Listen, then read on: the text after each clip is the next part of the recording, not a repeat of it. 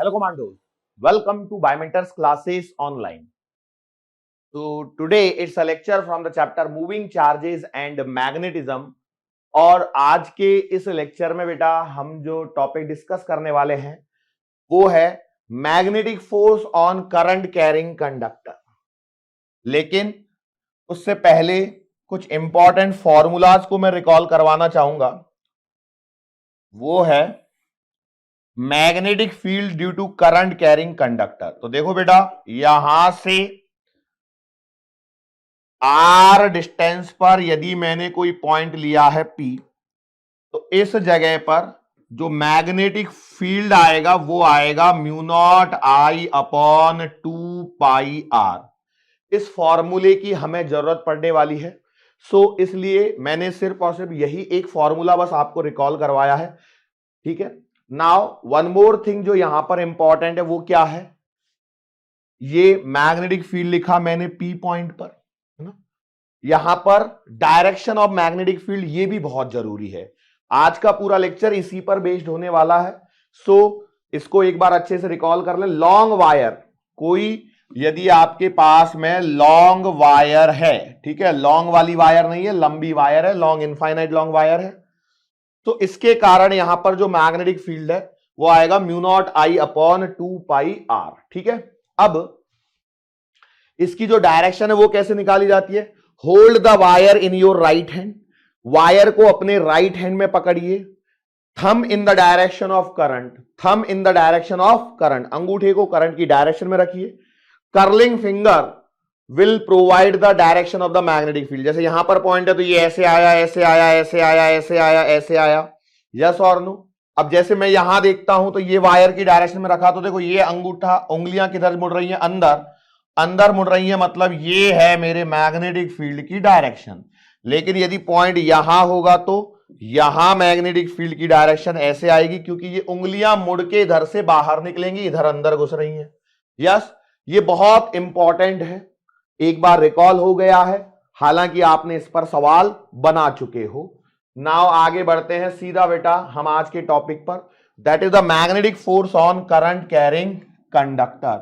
Magnetic force on current carrying conductor. तो भैया हमने बोला suppose a conductor, suppose a current carrying conductor, suppose a current carrying conductor of length L, of length L is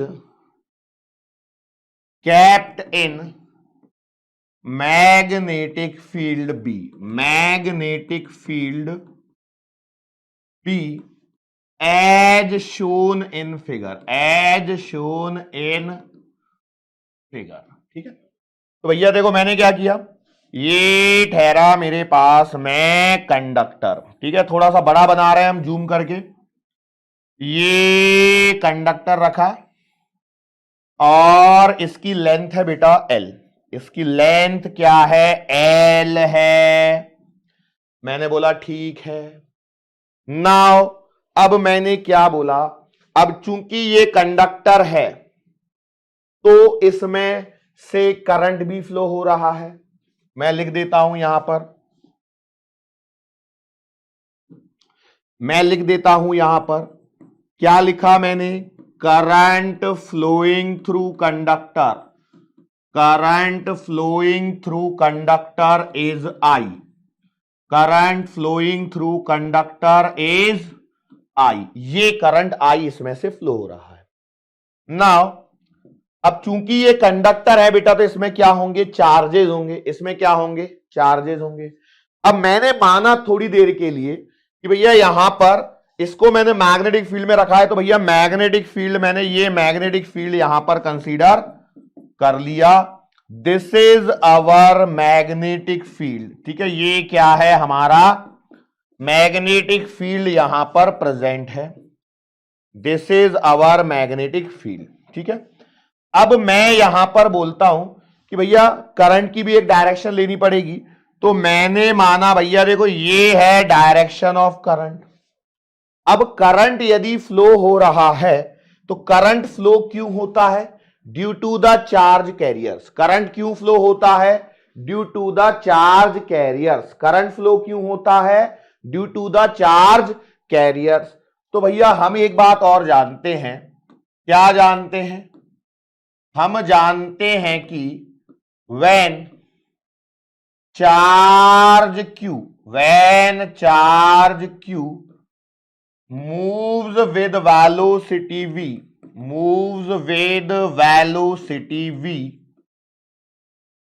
in magnetic field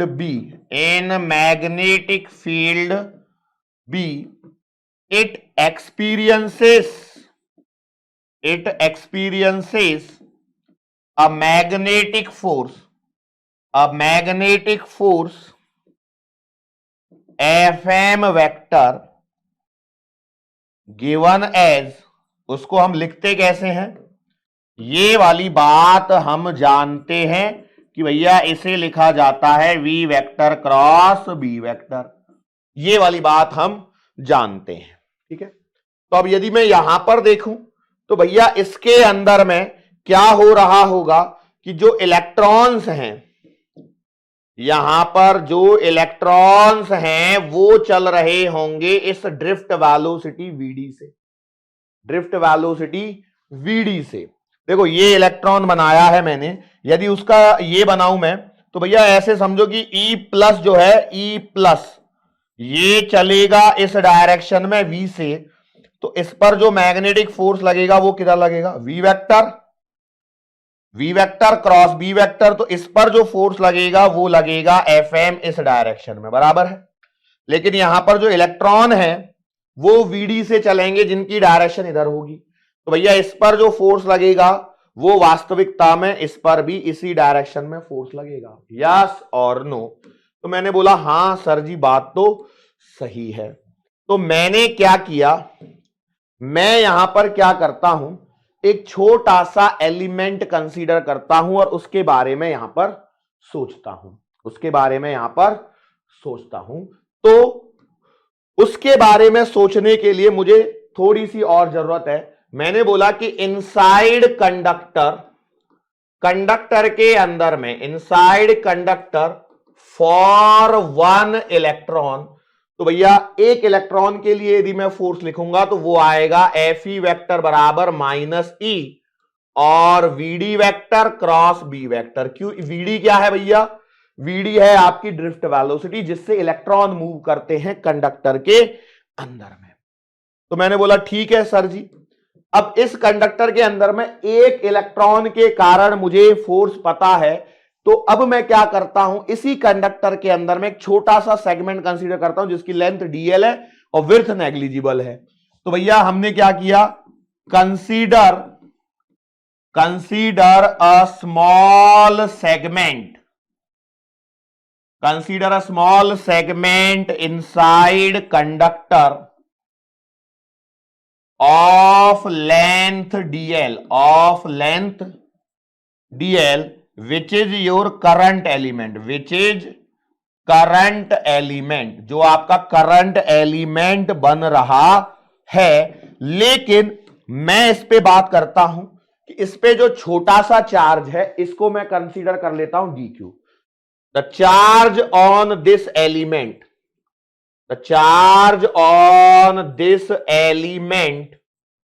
मैं मान लेता हूं कितना है, dq। अच्छा ये dq चार्ज कितना आएगा भैया? तो ये dq बराबर आएगा ne।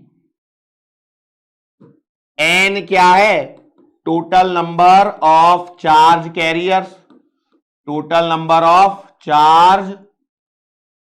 कैरियर्स, एंड E क्या है? E है आपका चार्ज ऑफ 1 इलेक्ट्रॉन। मैंने बोला ठीक है। अच्छा इस n को मैं क्या लिख सकता हूं? इस n को मैं लिख सकता हूं स्मॉल n a और dl, या मैं लिख सकता हूं n बराबर टोटल चार्ज जो आएगा वो आएगा नंबर ऑफ चार्ज कैरियर्स, इसको कहां लिखूं मैं, n बराबर टोटल चार्ज ऑन, क्या लिखा था उसको मैं, element, total charge on element, ये आएगा number of charge carriers, number of charge carriers per unit volume into volume of element. क्या ये बात समझ में आ रही है? सोचो, थोड़ा सा दिमाग पे जोर दो, क्या यही होगा? टोटल चार्ज कितना आएगा इस एलिमेंट पे, तो number of charge carriers per unit volume, क्योंकि इसी से हम डिफाइन करते हैं, और इनटू वॉल्यूम, तो भैया मेरे पास में जो n बराबर आएगा वो आएगा एन ए और डीएल, एन ए और डीएल। अब मैंने क्या किया कि मैं एरिया को पूरा ही ले लेता हूं, उससे क्या हो जाएगा, मेरे लिए भी आसानी हो जाएगी। मैंने क्या बोला, देखो ये जो क्रॉस सेक्शन है इसका जो एरिया है वो ए है, ठीक है, ठीक है, हो गया, यस और नो। तो देयरफॉर DQ जो आएगा वो आएगा n की जगह एन ए डीएल और E, सही है, यस और नो। तो ये जो छोटा सा चार्ज आ गया, ये DQ बराबर एन ए डीएल और E मैंने यहां पर लिख दिया है, यस और नो, यस और नो। इसको एडजस्ट करके अभी एक काम करते हैं, अभी रहने देते हैं। अब मैं बात करता हूं द फोर्स, कौन सा वाला, the magnetic force on this element, the magnetic force on this element, इसे मैं मान लेता हूं DF वेक्टर, DF वेक्टर। तो भैया ये कितना आएगा, तो ये आएगा आपके पास में DF वेक्टर बराबर DQ और VD vector cross B vector. लेकिन जब मैं VD लिखने जाऊंगा तो ध्यान रखना यहां पर माइनस भी आएगा, तो ये DQ कितना आएगा, minus N A DL E और VD vector cross B vector, yes और नो। क्या ये वाली बात सही है?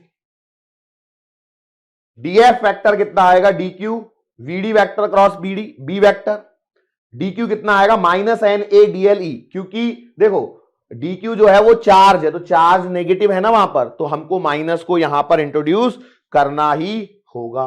अब एक बात देखो, हम एक बात जानते हैं, वो क्या जानते हैं भैया, वी नो, क्या नो, I बराबर एन ई ए वीडी होता है। वीडी क्या है, ड्रिफ्ट वेलोसिटी। क्या मैं इस बात को जानता हूं? बिल्कुल जानता हूं। एक और बात देखो, current flows opposite to the flow of electron. क्या करंट जो है वो इलेक्ट्रॉनों के फ्लो के अपोजिट फ्लो होता है? यस। तो इसलिए मैं डीएफ वेक्टर को क्या एडजस्ट कर सकता हूं, उसको देखो, ये क्या था मेरे पास में, minus N E A DL, और यहां ध्यान दीजिए VD vector cross B vector था। अब मैं इसे यदि करंट एलिमेंट लेना चाहूं वेक्टर में, तो भैया मैं इसे लिखूंगा डीएफ वेक्टर बराबर आई और DL vector cross B vector. क्यों ऐसे हुआ सर, ये माइनस कहां गया, ये क्या हुआ, तो current flows opposite to the flow of electron और मुझे वेक्टोरियली चाहिए, तो भैया देखो डीएल वेक्टर की direction in the direction of current होगी, और माइनस और वीडी से मिला के मैंने आई डीएल वेक्टर यहां पर लिया, जिसको मैंने यहां पर एडजस्ट किया, सो ये हमारे पास में फोर्स आ गया उस छोटे से एलिमेंट पर। तो नेट फोर्स कितना आएगा, तो भैया नेट फोर्स ऑन कंडक्टर जो आएगा आपके पास में वो आएगा एफ वेक्टर बराबर इंटीग्रेशन डीएफ वेक्टर। सो भैया इट इंप्लाइज एफ वेक्टर बराबर integration I DL vector cross B vector. So it implies F vector बराबर आई तो बाहर आ जाएगा, इसे लिखूंगा DL into B into sine theta. Theta कितना आएगा 90 आएगा। तो एक तो ये वेक्टर में लिख रखा हूं मैंने पूरा, है ना। एक काम करता हूं, इसका मैग्नीट्यूड में चलता हूं, वही ज्यादा बेटर है। तो ये आएगा आई बी और इंटीग्रेशन डीएल, तो भैया एफ आएगा बी आई एल।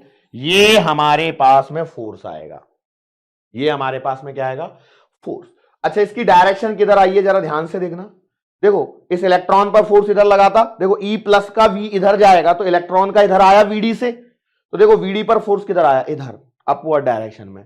तो अब सोचो यदि मैं इसको देखूं तो करंट इस डायरेक्शन में, तो करंट एलिमेंट इस डायरेक्शन में बनेगा, तो I DL vector cross B vector. तो क्या इस पे और इस करंट पे जो इलेक्ट्रॉन है इस पे फोर्स सेम डायरेक्शन में बैठा दिया हमने, बिल्कुल। तो भैया हम इसे वेक्टोरियली लिखना चाहें या कैसे भी लिखना चाहें तो हम लिख सकते हैं कि भैया फोर्स बराबर वैसे तो आएगा B I L sine theta, लेकिन यदि मैं वेक्टोरियली लिखना चाहूं तो ये आएगा आई और भैया DL vector cross B vector. ये आपका आएगा मैग्नेटिक फोर्स का formula on current carrying conductor, जिसे आपने मैग्नेटिक फील्ड में रखा है। Magnetic force on current carrying conductor, जिसे आपने मैग्नेटिक फील्ड में रखा है।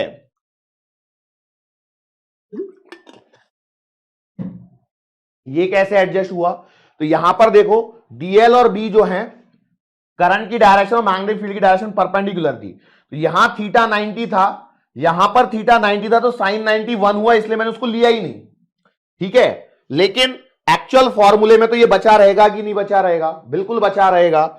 इसलिए मेन फॉर्मूला जो बनेगा वो ये वाला बनेगा, एफ बराबर B I L sine theta या बी वेक्टर बराबर I D L vector cross B vector. और डायरेक्शन कैसे आएगी भैया, डायरेक्शन वही राइट हैंड रूल, ठीक है। एक बात ध्यान रखना, मैं पूरे सिलेबस में पढ़ाते समय कभी भी लेफ्ट हैंड का यूज नहीं करता हूं, मैं सिर्फ और सिर्फ राइट हैंड से ऐसे ही करता हूं। तो आपको बुक्स में कभी कभी लेफ्ट हैंड रूल या हो सकता है किसी डीपीएस के सॉल्यूशन में भी लेफ्ट हैंड रूल का जिक्र कहीं कहीं मिल सकता है, तो उससे विचलित ना हो, आप अपने हिसाब से कीजिए जो मैं सिखा रहा हूं। क्योंकि सॉल्यूशन में क्या होता है, सॉल्यूशन जब टाइप होते हैं तो कई बार कुछ क्वेश्चन बुक के होते हैं, किसी बुक के होते हैं, तो उस बुक में जैसा दिया होता है सॉल्यूशन वैसे आ जाता है, तो हम उस सॉल्यूशन पे इतना फोकस नहीं करते हैं। हमारा मेन फोकस होता है कि हमने सॉल्व किया, आंसर मैच किया एकदम परफेक्ट, बस हम आगे बढ़ते हैं, ठीक है। चलो अब इस पर एक सवाल होगा, देखो this is the question, PYQ सवाल है। देखो जरा ये क्या दिया है, अ स्ट्रेट वायर जिसकी लेंथ दे रखी है, इसमें से करंट फ्लो हो रहा है और इसे मैंने यूनिफॉर्म मैग्नेटिक फील्ड जो 2 टेस्ला का है इसमें रखा है। मैग्नेटिक फील्ड जो है वो perpendicular to the length of the wire है। फोर्स, तो भैया फोर्स आपने पढ़ा अभी B I L sine theta. तो भैया देखो एफ बराबर बी कितना है 2 टेस्ला, करंट है 1.2, लेंथ है 0.5 और एंगल है 90, तो sine 90। Solve it, you will get answer. देखो 2 5 खत्म, तो 1.2 न्यूटन आंसर आएगा। ऑप्शन नंबर बी में यहां पर दिया गया है। बोलो क्या इस सवाल को देख के आपको लगा कि बहुत ज्यादा डिफिकल्ट वाली चीज है? नहीं। यस, चलो मैं आपको एक छोटी सी चीज बताता हूं, हालांकि मैं इसको करवाता हूं आपको। जैसे मान लो एक यहां पर प्लस क्यू चार्ज है जिसका मास m है, इसको बैलेंस करने के लिए electric field required to balance charge, बताओ जरा कितना आएगा। आप कहोगे सर जी देखो इस पे ये लगेगा mg, इस पे इलेक्ट्रोस्टैटिक फोर्स इधर लगना चाहिए, तब ये बैलेंस होगा, क्योंकि m के कारण नीचे जा रहा है तो QE से ऊपर जाना चाहिए, तो E इक्विलिब्रियम पे होना चाहिए, तभी वो बैलेंस होगा। तो आप लिखोगे mg बराबर QE। तो यार E बराबर आएगा mg/q। ये रिजल्ट याद है? यस और नो? अब ऐसे ही समझो, सवाल है magnetic field required to balance a conductor of length L, mass m in magnetic field, तो भैया देखो, ये हमारे पास कंडक्टर है, इसमें से I करंट फ्लो हो रहा है, ये लेंथ L है, इसका मास भैया जी m है, और इसको मैंने इस मैग्नेटिक फील्ड में रखा है। ये ऐसा यहां पर मैग्नेटिक फील्ड है, इसको करना है बैलेंस। तो कैसे होगा बैलेंस भैया? तो देखना जरा, ये इसका मास है, मास लगेगा सेंटर ऑफ मास से, तो ये आएगा वेट लगेगा कितना, W बराबर mg सेंटर ऑफ मास पे। अब यहां पर यदि आप मैग्नेटिक फोर्स देखो तो I और क्रॉस B, देखो ये है आपका मैग्नेटिक फील्ड, ये करंट I, लेंथ L है, तो भैया आप क्या बोलोगे, I dl वेक्टर, तो dl वेक्टर कौन सी डायरेक्शन में, इन the direction of current cross B, तो किधर आया, इधर, तो मतलब इस पर मैग्नेटिक फोर्स लगेगा इधर में, जो आएगा BIL। तो इन दोनों को हम क्या करेंगे, बैलेंसिंग करेंगे, तो ये आएगा mg बराबर BIL। तो भैया आप देखो, यहां पर या तो मैग्नेटिक फील्ड पूछ लेते हैं या पूछ लेते हैं करंट कितना फ्लो करवाएं, तो जो भी पूछे, तो भैया यहां पर B बराबर आएगा mg, या I पूछ लेते, मान लो कि करंट कितना फ्लो करवाऊं, तो mg/BL, ये इसका रिजल्ट आएगा, इसे आप याद रखें, रिमेंबर द रिजल्ट। अब जहां मैं रिमेंबर द रिजल्ट बोल देता हूं, मतलब वो इंपॉर्टेंट है, उसे आप फॉर्मूला कॉपी या जिसमें भी लिखना है, जाहिर सी बात है, पहली तो हेडिंग थी, मतलब वो तो रिजल्ट ही है, ये भी एक तरह का रिजल्ट है। देखो इलेक्ट्रोस्टैटिक से लिंक करवा रहा हूं मैं इसलिए, ताकि क्योंकि यदि आपको इलेक्ट्रोस्टैटिक अच्छे से आते तो उसी बेसिस पर आप इसे कर सकते हैं, ठीक है। ये इलेक्ट्रोस्टैटिक्स है, ये मैग्नेटिज्म है, क्लियर। नाउ अगली हेडिंग है, बड़ी इंपॉर्टेंट हेडिंग है, इसका भी रिजल्ट आपको याद रखना है, magnetic force between parallel current carrying wire, magnetic force between parallel current carrying wires. तो ये आपको देखना है, कहानी क्लियर है? देखो ये यहां पर इसमें से करंट फ्लो हो रहा है I1, इसमें से करंट फ्लो हो रहा है I2, और दोनों के बीच की दूरी है D, दोनों के बीच की दूरी है D, ठीक है। पैरेलल में यही लिखा है मैंने, समझो मैंने क्या लिखा है, टू कंडक्टर्स, टू कंडक्टर्स नहीं, two current carrying conductors, two current carrying conductors, two current carrying conductors are placed at a distance D, दोनों के बीच की दूरी कितनी है बेटा, D। अब यहां पर देखो, क्या इस करंट I1 के कारण यहां पर मैग्नेटिक फील्ड आएगा, बिल्कुल आएगा। तो ये मैग्नेटिक फील्ड इधर आएगा क्या, तो मैंने बोला हां सर जी ये आएगा, मैंने इसे नाम दिया B1। तो B1 क्या है, तो भैया मेरे पास में B1 है magnetic field, magnetic field produced by I1 current, ठीक है। मैं I1 करंट ऐसे लिख देता हूं, तो B1 की वैल्यू आएगी कितनी, तो आप बोलोगे सर जी ये आएगा म्यू नॉट I1 अपॉन 2 पाई D, बोलो सही है क्या। और डायरेक्शन किधर आएगी, ये रही इसकी डायरेक्शन, है ना। अब देखा जाए तो क्या हो रहा है कि भैया अब I2 वाला जो वायर है वो इस मैग्नेटिक फील्ड में प्रेजेंट है, तो इस पर जो फोर्स लगेगा वो कौन सी डायरेक्शन में लगेगा, आप बता सकते हैं क्या। तो सर जी ये I2 ये मैग्नेटिक फील्ड, तो इस पे जो फोर्स लगेगा वो इस डायरेक्शन में यहां पर लगने वाला है। ठीक है, अब इसी प्रकार से एक और चीज देखो, ये जो I2 है वो भी तो मैग्नेट I2 के कारण भी तो यहां पर एक मैग्नेटिक फील्ड प्रोड्यूस होगा। हां सर जी होगा, तो वो मैग्नेटिक फील्ड कितना आएगा, तो भैया वो यहां पर आएगा, ये ऐसे गया और ये ऐसे आया, मतलब यहां पर जो मैग्नेटिक फील्ड है वो है B1 सॉरी B2। तो भैया B2 को मैंने क्या लिख दिया, B2 है आपका magnetic field, magnetic field produced by current I2। और ये कितना आएगा भाई, तो B2 आएगा mu not I2 upon 2 pi D, लेकिन इसकी डायरेक्शन ये आएगी। बात समझ में आई, यहां तक समझ में आया।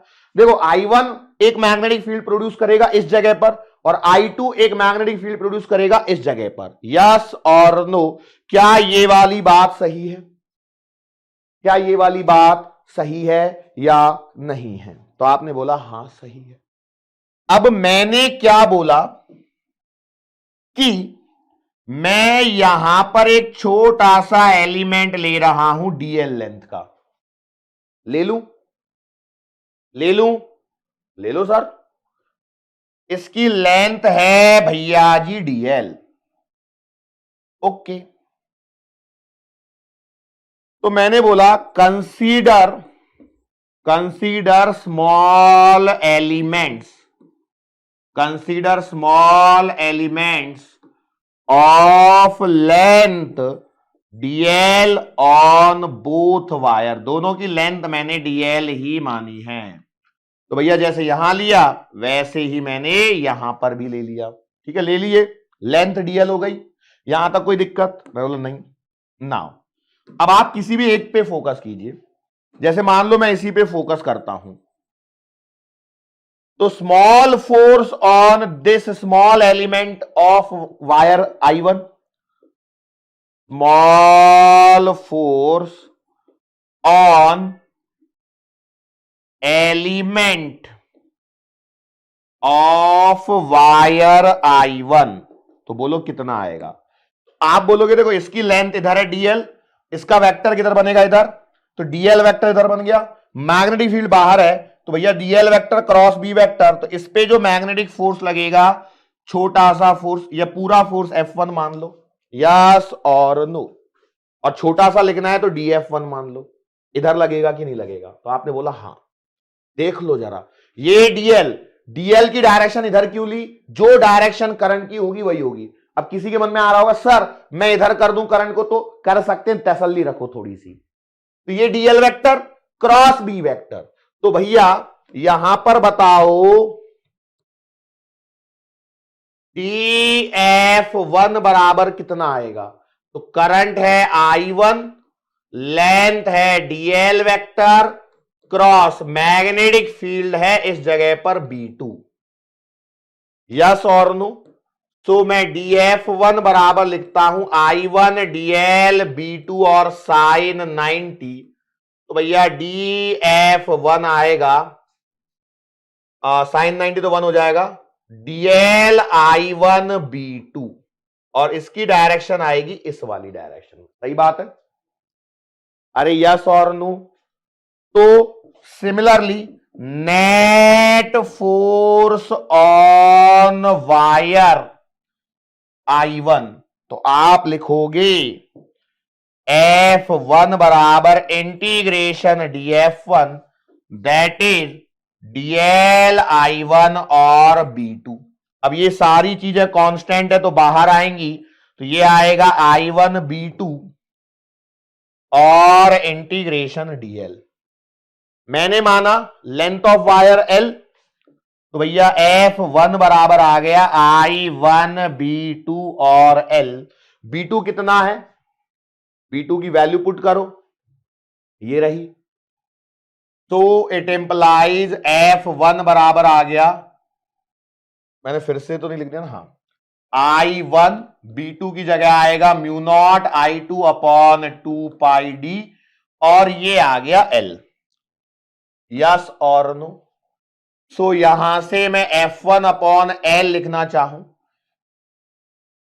Force per unit length, force per unit length, तो ये आएगा F1 upon L mu naught I1 I2 upon 2 पाई डी। इस रिजल्ट को रखना है याद, इस रिजल्ट को रखना है याद। ठीक है, अब जरा ध्यान से देखिए,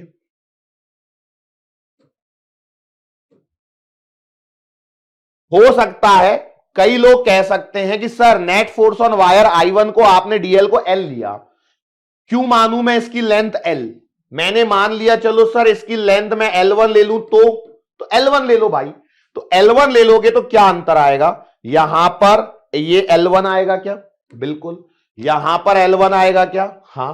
तो क्या ये F1 अपॉन L1 आएगा क्या? बिल्कुल। नाउ अब सिमिलर वे में जैसे मैंने एलिमेंट ऑन वायर 1 लिया है, वैसे ही आपको वायर 2 के लिए फॉर वायर 2, फॉर वायर 2 तो आप लिखोगे DF2, कितना आएगा DF2? देखो जरा यहां पर, ये छोटा सा एलिमेंट I2 DL और क्रॉस B1 अधर आएगा क्या? तो भैया देखो यहां पर जरा ध्यान से कि भैया इस पर फोर्स इधर आ रहा है DF2, ठीक है, छोटे से एलिमेंट पर। तो ठीक है भैया, तो आपने DF2 कितना लिखा? DL I2 और B1 परपेंडिकुलर है, इसलिए मैंने साइन 90 को हटा दिया, थोड़े से स्टेप को कम किया है। तो F2 बराबर आएगा इंटीग्रेशन DF2, तो F2 बराबर इंटीग्रेशन DL I2 और B1, तो F2 बराबर I2 B1 और इंटीग्रेशन DL। चूंकि मैं 2 पे बात कर रहा हूं तो भैया मैं इसे लिख लेता हूं L2, ठीक है। वैल्यूज को पुट करो तो इट इंप्लाइज F2 बराबर आएगा I2, B1 आएगा म्यू नॉट I1 अपॉन 2 पाई डी और ये आएगा L2। तो भैया F2 अपॉन L2 आएगा mu naught I1 I2 upon 2 पाई डी। तो भैया यहां से आप फोर्स पर यूनिट लेंथ निकाल सकते हो और फोर्स भी निकाल सकते हो, ठीक है। अब खास बात देखो यहां पर क्या हो रही है, खास बात देखो ये हो रही है कि दोनों में अट्रैक्शन का फोर्स है, दोनों में अट्रैक्शन का फोर्स है। सर पता कैसे लगा, इसको समझाने के लिए मैं एक बार और फिर से समझाता हूं, जरा ध्यान से देखना। ये वायर I1 है, इसमें से करंट, और ये है I2, ठीक है। अब ध्यान से देखना, I1 के कारण यहां जो मैग्नेटिक फील्ड है वो ऐसे आएगा B1, और इसके कारण I2 पर जो फोर्स लगेगा I2 vector cross B1 vector, तो ये इधर लगेगा, यस और नो, 2 पर फोर्स। सिमिलर वे में यदि मैं बात करूं I2 के कारण जो मैग्नेटिक फील्ड यहां आएगा वो आएगा B1 इस डायरेक्शन में, यस और नो, करके देखो। और अब ये जो वायर है इस पर जो फोर्स लगेगा I1 और मैग्नेटिक फील्ड इधर, तो भैया इस पे फोर्स लगेगा इधर, ये F1 मान लो। लेकिन जो फोर्स पर यूनिट लेंथ आ रहा है वो mu naught I1 I2 upon 2 पाई डी आ रहा है, ये डी डिस्टेंस है, तो फोर्स पर यूनिट लेंथ, ठीक है। तो यहां से क्या हुआ, अट्रैक्शन हुआ, इसको तो हटाओ, यहां पर क्या हुआ, अट्रैक्शन हुआ। लेकिन सोचो यदि मेरे पास में करंट I1 और I2 ऐसे हो जाए, I1 और I2 ऐसे हो जाए तो क्या होगा? तो देखो भैया I1 के कारण जो मैग्नेटिक फील्ड है वो तो इधर ही आएगा B1, यस और नो। अब इसके कारण जो फोर्स लगेगा तो I2 इधर, तो इस पे फोर्स लगेगा इधर, तो ये फोर्स आ गया F2।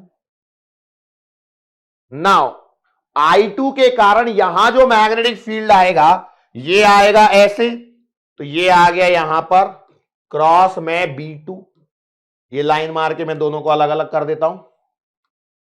नाउ इस पर जो फोर्स लगेगा I1 B2, तो ये लगेगा इस डायरेक्शन में, यस और नो। तो भैया ये F1, तो F1 बराबर कितना आएगा, I1 B2 और जो भी इसकी लेंथ है L1, F2 कितना लग रहा है I2B1 और L2, डायरेक्शन अपोजिट, मतलब यहां क्या हो रहा है रिपल्शन। तो भैया ध्यान रखें, सेम डायरेक्शन में करंट फ्लो हुआ तो अट्रैक्शन, अपोजिट में हुआ तो रिपल्शन। सेम डायरेक्शन में करंट फ्लो हुआ तो अट्रैक्शन, अपोजिट में हुआ तो रिपल्शन। आपने देखा होगा कि जो वायर्स जो ओवरहेड वायर जो चल रही होती है उसमें बीच में डंडियों से बांधा जाता है उनको, क्यों? ताकि वो एक दूसरे को अट्रैक्ट करके परेशानी खड़ा ना कर दें। ठीक है, चलो अभी इसके बाद में ये रिजल्ट भी याद करना है। नाउ दिस इज ऑल्सो, ये क्वेश्चन है लेकिन इसका रिजल्ट याद करना है, इसका भी रिजल्ट याद करना है। चलो कोशिश करो करने की।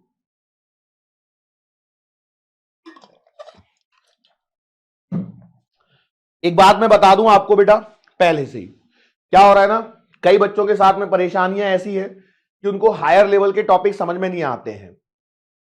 तो मैं क्लियरली बोल दूं, आपका फोकस सिर्फ और सिर्फ बोर्ड लेवल पर है तो भैया आप इसको छोड़ के जा सकते हो। नीट में पूछा जा सकता है क्या? तो बिल्कुल पूछा जा सकता है, क्योंकि मुझसे नहीं पूछेंगे कि सर ये पूछेंगे हम। ठीक है, कहानी इतनी सी है कि वो जो 2 टॉपिक मैंने करवाए वही सिर्फ एनसीईआरटी में दिया, उसके आगे अब जो मैं करा रहा हूं वो टोटली कॉम्पिटिटिव एग्जाम के पॉइंट ऑफ व्यू से बड़ा ही इंपॉर्टेंट है। अब देखो यहां पे क्या है ना, ये एक्स दूरी को भूल जाओ, यहां पर ये एक वायर दे रखी है, इससे ए दूरी पर एक बी लेंथ की वायर रखी है ए बी, इसमें से करंट फ्लो हो रहा है आई, इसमें से करंट फ्लो कितना हो रहा है आई, और एक करंट इसमें से भी फ्लो हो रहा है। ये दोनों करंट यहां पर मेंशन नहीं किए गए हैं तो मैं करंट मेंशन कर देता हूं, ये है I1 और ये है I2, ये 2 करंट हैं। ठीक है, तभी फोर्स लगेगा, नहीं तो फोर्स ही नहीं निकाल पाओगे। ठीक है, अब सोचो क्या हो रहा है, I1 के मैग्नेटिक फील्ड में ए बी वायर रखी हुई है, समझिए यहां पे I1 के मैग्नेटिक फील्ड में ए बी वायर रखी हुई है, इस पर कुछ फोर्स लग रहा होगा, वो हमें यहां पर बताना है। अब यदि मैं यहां पर देखूं तो इस जगह पर थोड़ा सा ध्यान देना, यदि मैं यहां पर मैग्नेटिक फील्ड लिखूं बी एट प्लेस ए तो ये कितना आएगा? देखो magnetic field at a place पर आएगा म्यू नॉट I1 अपॉन 2 पाई ए, और यदि यही मैग्नेटिक फील्ड मैं जाकर के इस दूरी पर यहां पर रखूंगा तो ये बी पॉइंट पर आएगा म्यू नॉट I1 अपॉन 2 पाई, और डिस्टेंस कितनी है बेटा यहां तक की ए प्लस का बी, ए प्लस का बी। तो यहां और यहां मैग्नेटिक फील्ड कांस्टेंट नहीं है। यदि मैग्नेटिक फील्ड कांस्टेंट होता तो भैया मैं सीधा सीधा लिख देता फोर्स बराबर इसकी जो भी लेंथ है बी, करंट है I2 और मैग्नेटिक फील्ड, लेकिन मैग्नेटिक फील्ड कांस्टेंट नहीं है। मैग्नेटिक फील्ड यहां से लेकर के यहां तक क्या हो रहा है, वेरी कर रहा है। तो इसलिए इसको सॉल्व करने के लिए मुझे इंटीग्रेशन का सहारा लेना होगा। यहां पे करंट है I1 और यहां का करंट है, इसमें से जो करंट फ्लो हो रहा है वो है I2। तो मैंने क्या किया बेटा, यहां से इस वायर से x दूरी पर एक छोटा सा एलिमेंट लिया। Consider an element at a distance x from current carrying wire या from wire carrying current I1। अब कई लोगों को ऐसा लग सकता है सर डायरेक्ट रिजल्ट करवा दो, लेकिन बेटा डायरेक्ट रिजल्ट ऐसे बहुत सारे अनंत रिजल्ट हो जाएंगे, सब याद नहीं होते हैं। आपको कोशिश करनी है इस पे सवाल बना बना के। ठीक है, ये खुद भी अपने आप में सवाल है, भले ही मैं आपको इसको एज अ रिजल्ट करवा रहा हूं। तो x from wire carrying current I1, और इसकी कुछ ना कुछ लेनी पड़ेगी लेंथ लेंगे, कितनी ले लें भैया, ऑफ लेंथ dx। ठीक है, तो देखो यहां पर हमने लिया एक छोटा सा एलिमेंट जिसकी लेंथ है dx। ओके, तो magnetic field at this point या एट दिस डिस्टेंस x कितना लिखा जाएगा? तो भैया ये आएगा एक छोटा सा magnetic field dB mu naught I1, छोटा आएगा कि पूरा आएगा? पूरा आएगा, म्यू नॉट I1 अपॉन 2 पाई x। सही है, लेकिन small force on this element, इस छोटे से एलिमेंट पर जो छोटा सा फोर्स लगेगा वो आपका बनेगा dF बराबर b। करंट है I2 और इसकी लेंथ है dx, और साइन थीटा की जरूरत पड़ेगी क्या? तो ध्यान से देखो, इस I1 के कारण जो मैग्नेटिक फील्ड आ रहा है ये इस डायरेक्शन में आएगा। एलिमेंट इधर है, दोनों परपेंडिकुलर हैं, इसलिए साइन 90 को मैंने यहां पर मेंशन नहीं किया है। आप चाहें तो अपनी उसमें 2 स्टेप बढ़ा के लिख सकते हैं भाई, मैं नहीं लिखूंगा। ठीक है, मतलब कहानी मैंने क्या बनाई कि भैया x दूरी का मैग्नेटिक फील्ड bx इतना आएगा, तो इसे मैंने bx ले लिया, I2 और dx। तो भैया ये छोटा सा फोर्स इतना आया, लेकिन मुझे चाहिए net force on wire carrying current I2। तो net force on wire carrying कौन सा करंट? I2। कौन सा करंट?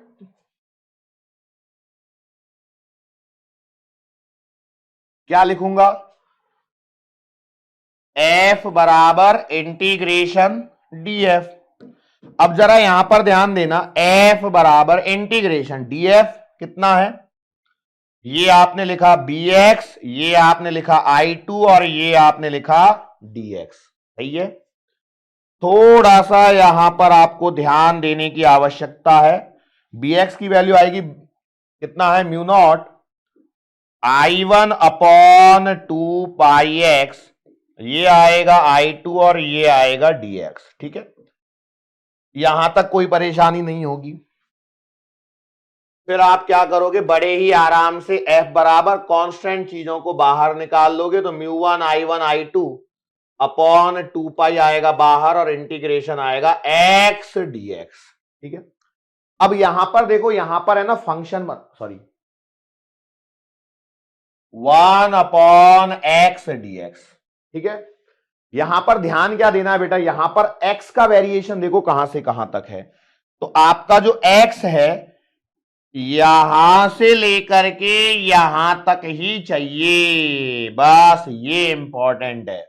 मतलब यहां पर लिमिट लगेंगी, क्या लगेंगी? लिमिट, और वो लगेंगी a से लेकर के a प्लस बी तक। देखो यहां से शुरू हो रहा है तो ये दूरी a, यहां खत्म हो रहा है तो a प्लस बी।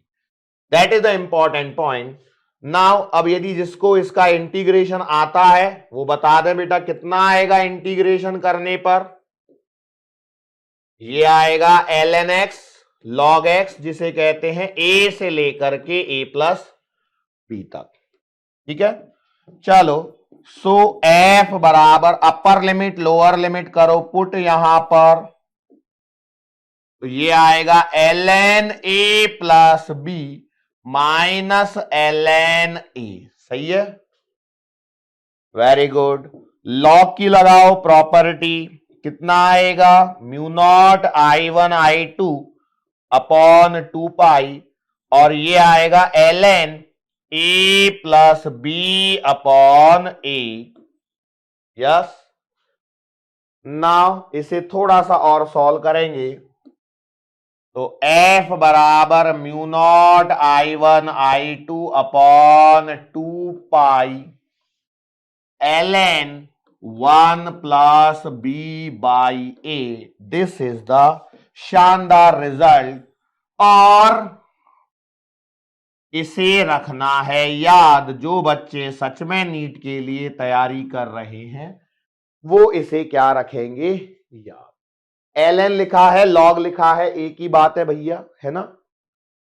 ln मतलब नेचुरल लॉग log x वही है, कोई अलग नहीं है। ठीक है, तो इस रिजल्ट को रखना है याद। क्यों रखना है? कारण है आपके सामने ये एक और सवाल। सर इसको कैसे लेके आए सर? अब देखो, इसको बड़े ही आराम से कर सकते हो, कंडीशन अप्लाई। आपको ये वाला रिजल्ट याद होना। देखो ओवरऑल कहानी ये है कि अच्छा, इसमें मैंने एक बात तो रह ही गई, इस पे फोर्स कौन सी डायरेक्शन में लगेगा? फोर्स की डायरेक्शन भी तो इंपॉर्टेंट है। तो भैया इस पे जो फोर्स लगेगा वो लगेगा इस डायरेक्शन में, है ना? फोर्स की डायरेक्शन अपवर्ड आएगी। इस पे सवाल बनाए जा सकते हैं, भले ही वो आपसे मैग्नीट्यूड ना पूछे, लेकिन डायरेक्शन के लिए सवाल पूछे जा सकते हैं। मैं भी बना के दिखाता हूं आपको। अब इसको देखिए और इसके कारण भी समझिए। इसको मुझे करना पड़ेगा जूम जूम जूम जूम बाबा जूम। अब समझो यहां पर कहानी क्या है और कैसे है। देखो ये करंट I2 इधर जा रहा है, इधर भी जा रहा है, इधर भी जा रहा है और वापस घूम के इधर भी आ रहा है। यस और नो? अब यहां पर देखो, आप ऐसे समझो बेटा, ये है वायर जिसका करंट है I1 और यहां पर एक वायर है जिसका नाम है AB। ध्यान रखना I1 इनफाइनाइट लॉन्ग है, लेकिन बनाते समय इतनी बनाइए। A से B इधर है, ये सेगमेंट है AB और करंट है इसमें I2। सही है क्या? हाँ सही है। और ये वाली दूरी है A। तो बताओ इस पे फोर्स कितना लगेगा? तो आप कहोगे सर जी फोर्स ऑन AB, तो FAB कितना आएगा? तो force per unit length into length of AB। याद आ रहा है कुछ कुछ? इसलिए वो फॉर्मूला, दो पैरेलल वायर है तो आपको फोर्स पर यूनिट लेंथ पता होती है। तो भैया फोर्स ऑन AB आएगा mu naught I1 I2 upon 2 पाई। ये वाली डिस्टेंस है A और लेंथ ऑफ AB कितना है? ये आएगा B। चूंकि करंट सेम डायरेक्शन में तो फोर्स की डायरेक्शन ये आएगी। सही है, वेरी गुड। आगे बढ़ो। ये है करंट I1, ये है I2, इसकी लेंथ है B, यहां से यहां तक की डिस्टेंस है A। बोलो भैया फोर्स ऑन, इसका नाम तो दिया ही नहीं, B और C। बोलो कितना आएगा? FBC। बोलो, अभी लिखवाया formula mu naught I1 I2 upon 2 pi ln 1 plus B by A। What about the direction? तो देखो इसके कारण मैग्नेटिक फील्ड इधर आएगा, ये आएगा, मैग्नेटिक फील्ड आएगा इधर में, तो फोर्स आएगा इधर में। तो ये फोर्स आपने लिख दिया इस वाली डायरेक्शन में। अभी कौन कौन बचा है? CD बचा है और DA बचा है। करो, लो भैया, ये करंट है I1, ये है C और D, ये है I2, ये दूरी है A प्लस B। तो मुझे बताओ फोर्स ऑन CD कितना आएगा? FCD, force per unit length into length of CD, यही आएगा। चलो कोई बात नहीं, तो मैंने लिख दिया है। तो ये आएगा mu naught I1 I2 upon 2 पाई, डिस्टेंस है भैया A प्लस B और इसकी लेंथ है B। डायरेक्शन अपोजिट है तो इस पे फोर्स इस डायरेक्शन में आएगा। देखो इसके कारण जो मैग्नेटिक फील्ड बनेगा वो तो भैया ऐसे ही बनने वाला है। तो करंट नीचे आया आपके हिसाब से, और ये इसको ऐसे किया तो अंगूठा इधर आया। Very good. और कौन रह गया? एक और बचे हैं हमारे पास में, ये इसमें करंट है I2 इधर, इसका नाम है D, इसका नाम है A। यहां देखो ये वाली डिस्टेंस है A, ये वाली डिस्टेंस है B। तो कहानी यहां पर भी वही लिखी जाने वाली है, force on CD, FCD mu naught I1 I2 upon 2 pi ln 1 plus B by A। बस एक ही चीज की कमी रह गई, डायरेक्शन निकालो। डायरेक्शन तो भैया मैग्नेटिक फील्ड आएगा इस डायरेक्शन में, तो करंट इधर, मैग्नेटिक फील्ड इधर, तो भैया फोर्स ऑन CD आ रहा, सॉरी DA आ रहा है इधर। तो यहां फोर्स की डायरेक्शन आएगी इधर, यहां आएगी इधर। ठीक है, चारों फोर्सेस को एक बार जरा लिख के देखना बेटा। देखो मेरे बोर्ड पे तो जगह कम है, तो मैं ऐसे ही लिख पाऊंगा, क्या करूं। तो देखो FAB आया है mu naught I1 I2 upon 2 pi A, ये आएगा B, इसकी डायरेक्शन इधर। FBC आया है mu naught I1 I2 upon 2 pi ln 1 plus B by A, जो इधर आया है। फिर फोर्स ऑन CD ये आया है mu naught I1 I2 upon 2 पाई, और ये आया है A प्लस B, ऊपर आया है B, और इसकी डायरेक्शन आई है इधर। और F ऑन DA ये आया है mu naught I1 I2 upon 2 pi ln 1 plus B by A, और इसकी डायरेक्शन आई है इधर। क्या ये बात सही है? अरे सही है ना। तो net force on loop, net force on loop F net बराबर आएगा FAB vector plus FBC vector plus FCD vector plus FDA vector. लेकिन यहां पर ध्यान दो, FBC और FCD, FBC वेक्टर का मैग्नीट्यूड और FDA वेक्टर का मैग्नीट्यूड सेम है, तो ये तो कट जाएंगे। तो देयरफॉर F नेट बराबर जो बचेगा वो बचेगा mu naught I1 I2 B upon 2 pi A।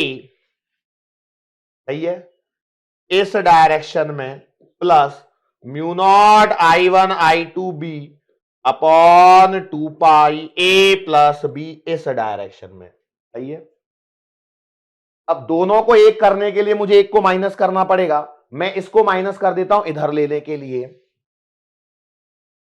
तो ध्यान से देखिए, इधर में F नेट बराबर आएगा mu naught I1 I2 B upon 2 pi A इस डायरेक्शन में, minus mu naught I1 I2 B upon 2 pi A plus B, और ये भी इस डायरेक्शन में, डायरेक्शन बदलती माइनस। ओके, तो F नेट कितना बचेगा, mu naught I1 I2 B upon 2 पाई लिया मैंने कॉमन, तो ये आएगा 1 by A minus 1 upon A plus B, direction आएगी इधर। Solve it.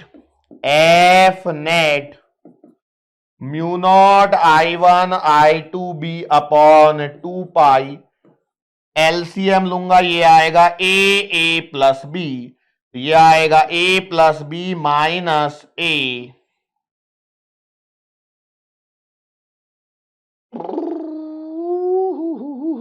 A से कट गया, B स्क्वायर आ रहा है। ठीक है, मुझे थोड़ा सा डाउट हुआ इसलिए मैंने चेक किया। तो ये आ रहा है mu naught I1 I2 B square upon 2 pi A plus B, और डायरेक्शन है ये डायरेक्शन क्या बतला रही है कि loop is attracted towards wire. Loop is attracted towards wire. Yes or no? ये है शानदार सवाल। रिजल्ट याद रहेगा क्या? ये याद ही रखना है। तो कितने रिजल्ट ही रिजल्ट हो गए सर? जान लोगे क्या बच्चे की रिजल्ट ही रिजल्ट, रिजल्ट ही रिजल्ट। आज के लेक्चर में सर रिजल्ट ही रिजल्ट, रिजल्ट ही रिजल्ट चल रहा है। अब यहां पर ध्यान दो, एक तरह से देखो ये I2 ऐसे ही घूम रहा है ना एक तरह से, हाँ ठीक है, ये I1 जा रहा है। तो यहां पर ध्यान क्या रखना है, यदि वायर के पास वाला करंट और इसकी डायरेक्शन सेम आ गई तो अट्रैक्शन होगा, और दूर, और यदि इसको मैं इधर कर दूं ना, इधर ऐसे I2, तो भैया रिपल्शन हो जाएगा। ठीक है, ओके, तो ये याद रखना, मैंने करवा दिया, रिजल्ट आ गया। अब इस पे सवाल देखो, a square loop ABCD carrying a current I is placed near and coplanar with a long straight conductor XY carrying current I. देखो एक बड़ा I है और एक छोटा I है। The net force on the loop will be, 2016 का ये सवाल है। तो भैया अब देखो, यदि ये आपको पता है ये I1 है, ये B है, ये वाली दूरी A है, और ये करंट I2 है, तो आप लिखते हो F बराबर mu naught I1 I2 B square upon 2 pi A plus B। सही है? तो अब जरा इस सवाल को करना, कितना आएगा, mu not I B square मतलब इस लेंथ वाला, तो ये आएगा L square upon 2 pi A है ये वाली दूरी, और ये आएगा L/2 प्लस का L। सॉल्व करना बेटा, कितना आ रहा है, इसलिए मैंने रिजल्ट करवाया। अब कई लोगों को अच्छा लगा होगा, यार सर बढ़िया कर दिया, सर ने रिजल्ट करवा दिया। तो F बराबर mu not I L square upon 2 से तो ये 2 कट जाएगा, तो ये आएगा पाई L, और ये आएगा 3L/2। L भी कट रहे हैं मेरे तो, हाँ L भी कट रहे हैं। देखना बेटा, L स्क्वायर से L और L कट गया, 2 ऊपर जाएगा, तो ये आएगा 2 mu naught I upon 3 pi, 2 mu naught I upon 3 pi. Option number 1 में है, ऑप्शन नंबर 1 में है। अब क्या होगा ना, देखो ये मन में भी नहीं आएगा कि L वाला ऑप्शन है कि नहीं, लेकिन वही है 2 mu naught I upon 3 pi, L से L कट रहे हैं। 2016 का ये शानदार सवाल है। अब सोचो, जिसको ये रिजल्ट याद है वो तो करेगा, और इतिहास अपने आप को दोहराता है, इतिहास अपने आप को दोहराता है। अब सोचो, थोड़ा सा पीछे जाओ, ये है 2011 का सवाल। अब सवाल में देखो यही सेम है, ये है करंट I1, ये लूप इधर दिया है I, ऐसे दिया है। A square loop carrying a steady current I is placed in a horizontal plane near a long straight conductor carrying a steady current I1 at a distance D from the conductor as shown in the figure. The loop will experience, loop क्या अनुभव करेगा, a net repulsive force, net torque, net attractive force। तो आंख बंद करके अभी देखो, repulsive तो नहीं हो सकता, और a net attractive force towards the wire, this is the answer. Torque कब लगता है, टॉर्क तब लगता है जब 2 फोर्सेस हों, लेकिन क्या यहां पर 2 फोर्सेस इक्वल मैग्नीट्यूड के मिलने वाले हैं? नहीं, क्योंकि इसका मैग्नीट्यूड और इसका मैग्नीट्यूड अलग अलग है, दोनों की डायरेक्शन अपोजिट है, मैं जानता हूं, लेकिन ये इसको घुमाएंगे क्या? नहीं। अब ये वाला और ये वाले पे यदि आप देखोगे भी, तो ये दोनों तो एक दूसरे को कैंसल आउट कर रहे हैं, नेट फोर्स क्या हो जा रहा है, 0 हो जा रहा है। यस और नो, यस और नो, क्या ये वाली बात सही है? बस, तो ये रहा आपका आंसर। नेट क्या हो रहा है, अट्रैक्ट होता है, दैट्स इट। ये है यहां पर आपका सवाल जिसे हमने यहां पर खत्म किया। सो नाउ हम हेडिंग डालेंगे circular current as a magnetic dipole. लेकिन उससे पहले मैं एक बार चाहूंगा कि आप कुछ फॉर्मूले उसको रिकॉल कर लें तो ज्यादा बेटर है। इस वायर से आर दूरी पर मैग्नेटिक फील्ड बोलो कितना आएगा, mu not I upon 2πr बराबर है। यस सर बराबर है। कोई करंट कैरिंग कंडक्टर जिसकी लेंथ आपको L दे रखी है, यदि वो इस मैग्नेटिक फील्ड में रखा है, इस पर force BIL sine theta vectorially F बराबर I DL vector cross B vector, direction वही उंगलियों को रखो भाई, देखो यही है फर्स्ट वेक्टर कौन सा है, DL vector cross B vector, अंगूठा will give the direction of force बराबर। फिर से सुन लो, उंगलियों को देखो, सिंपल सी बात है, क्रॉस प्रोडक्ट का रूल क्या है, फर्स्ट वेक्टर पे राइट हैंड को रखना है, उंगलियों को मोड़ना है इन the direction of second vector, thumb will give the direction. Yes, फिर इसमें करंट है I1, इसमें करंट है I2,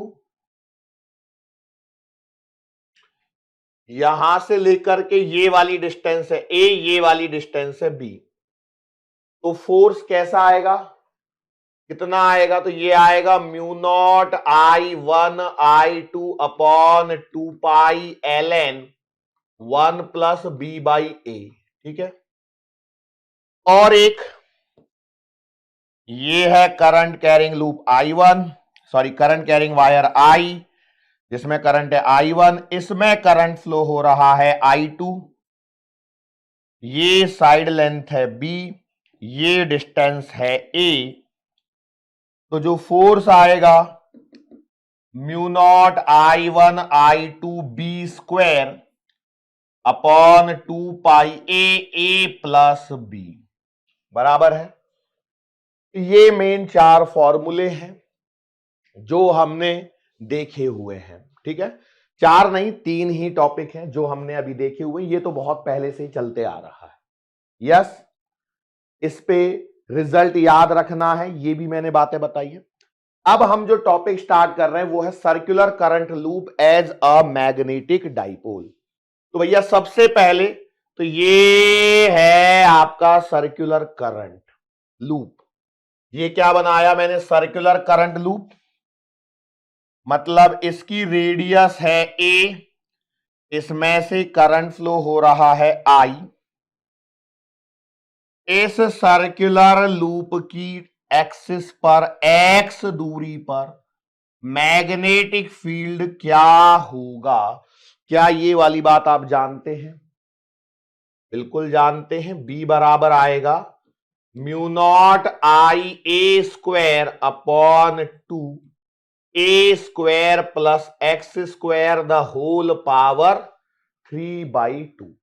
ये हम अच्छे से जानते हैं, जानते हैं, बिल्कुल जानते हैं।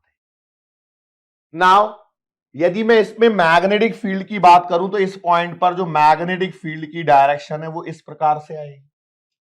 हां सर जी, मैग्नेटिक फील्ड की डायरेक्शन कुछ इस प्रकार से आएगी। नाउ यदि मैं आपसे बोलूं कि x is greater than a, x जो है ग्रेटर देन a है, मतलब मैग्नेटिक फील्ड की मैं बात कर रहा हूं at larger distance from loop. तो भैया आप क्या बोलोगे कि since x is greater than a, तो X square plus A square को आप अप्रोक्सीमेटली एक्स स्क्वायर लिख सकते हो। हां सर जी लिख सकते हैं। तो हमारा मैग्नेटिक फील्ड हो जाएगा mu not I A square upon 2x³ क्या यही होगा? अब यदि मैं आपसे बात करूं एरिया ऑफ लूप, तो आप क्या लिखेंगे? ए बराबर लिखेंगे पाई ए स्क्वायर। अब चूंकि इसमें पाई नहीं है तो आपने एडजस्ट किया, तो बी बराबर mu not I pi A square upon 2 पाई और x³। मैं 2 से और मल्टीप्लाई कर लेता हूं तो ये बनेगा म्यू नॉट अपॉन 4 पाई 2 आई पाई ए स्क्वायर अपॉन x³। सही है? यस और नो? बिल्कुल सही है। बट वी नो, एक चीज हम जानते हैं, वो क्या है? मैग्नेटिक मोमेंट जो होता है वो होता है आई ए वेक्टर। मैग्नीट्यूड वाइज मैं इसे लिख सकता हूं आई ए, तो यहां पर आई इंटू एरिया जो लूप का आएगा वो पाई ए स्क्वायर आएगा। सो देयरफॉर बी का जो फॉर्मूला बनेगा वो बनेगा म्यू नॉट अपॉन 4 पाई 2m अपॉन x³। सर ये फॉर्मूला हम पहले से जानते हैं। मैंने बोला ठीक है भैया, जानते हो। Then what is the significance of this? यहां पर बोला जा रहा है, हेडिंग है circular current loop as a magnetic dipole. Sir इसका मीनिंग नहीं समझ में आया। आपने कुछ तो भी चालू कर दिया, हम भी आपको देख रहे हैं, आप कर रहे हो, हम देख रहे हैं, आप कर रहे हो, ठीक है, लेकिन मीनिंग क्या है? मैं फिर से वही बोलूंगा, रुको जरा। अब हम चलते हैं इलेक्ट्रोस्टैटिक्स की तरफ। अब इलेक्ट्रोस्टैटिक्स में जब मैं चलता हूं तो भैया हम कहते हैं consider N electric dipole. Consider N electric dipole. तो भैया आप बोलोगे ठीक है, मान लेते हैं। तो एक इलेक्ट्रिक डाइपोल मैंने ऐसे कंसीडर कर लिया। ये है माइनस क्यू चार्ज, ये है प्लस क्यू चार्ज, ये है इसका सेंटर, ये वाली लेंथ L, ये वाली लेंथ भी L हो गई।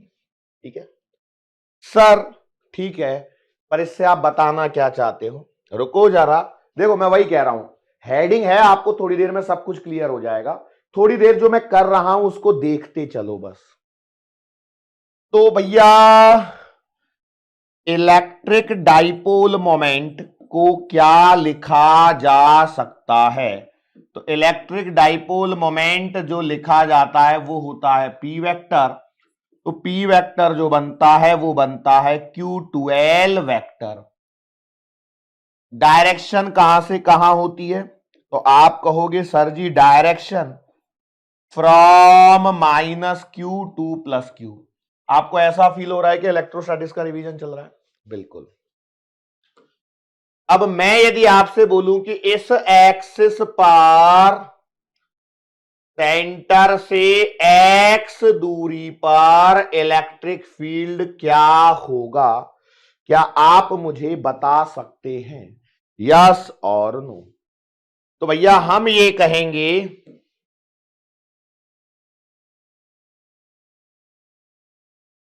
Electric field at a distance x, at a distance x from electric dipole. तो सर जी ये बन रहा है E वेक्टर बराबर 1/4 pi epsilon not 2p vector upon x³। क्या कुछ कुछ ऐसा ही बन रहा है? यस और no? For a short dipole, यदि कोई छोटा डाइपोल है उसके लिए इलेक्ट्रिक फील्ड ये बन रहा है। अच्छा, अब थोड़ा सा दोनों चीजों को साथ में हम लिखते हैं। अब थोड़ा सा दोनों चीजों को मैं लिख लेता हूं साथ में। तो कहानी क्या बनती है?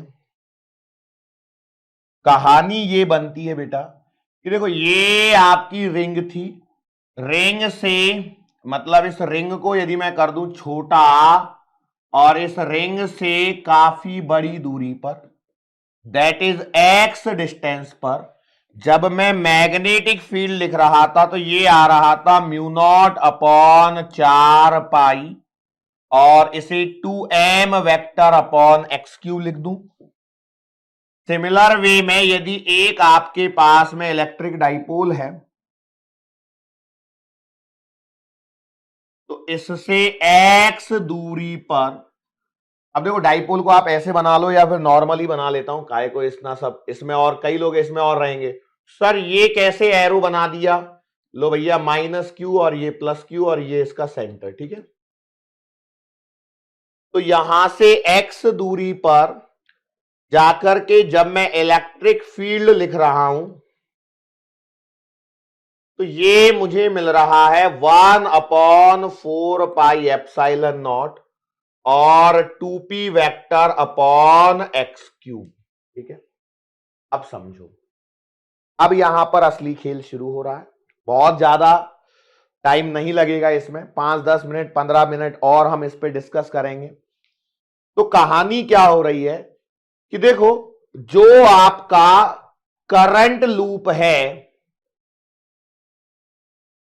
इसके कारण x डिस्टेंस पर जो मैग्नेटिक फील्ड आ रहा है उसकी एक्सप्रेशन को जब मैं इस वाली एक्सप्रेशन से, मतलब एक इलेक्ट्रिक डाइपोल से x डिस्टेंस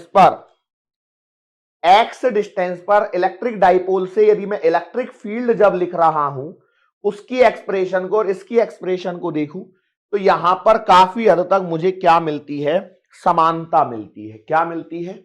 समानता। सिमिलर टाइप ऑफ फॉर्मूले मेरे पास में आ जाते हैं, सिमिलर टाइप कह रहा हूं मैं। नाउ यदि मैं इन दोनों को कंपेयर करूं तो यहां पर देखना ये चीज इस फॉर्मूले में कांस्टेंट है, यस और नो, है या नहीं? जो कि मैग्नेटिक फील्ड के हर फॉर्मूले में आ रही है। वैसे ही ये चीज देखिए, ये यहां पर कांस्टेंट है। तो जब आपने इलेक्ट्रोस्टैटिक्स पढ़ा होगा तो इलेक्ट्रोस्टैटिक्स के हर फॉर्मूले में 1/4 पाई एप्सिलॉन नॉट आता है जो कि कांस्टेंट का काम करता है, जिसकी वैल्यू सॉल्व करके 9 × 10⁹ न्यूटन मीटर स्क्वायर पर कूलम स्क्वायर आती है, यदि आपको याद है तो। फिर दूसरी चीज देखिए, ये x³ और ये x³, दोनों जगह पर x क्या है? x है distance of point, distance of point from centre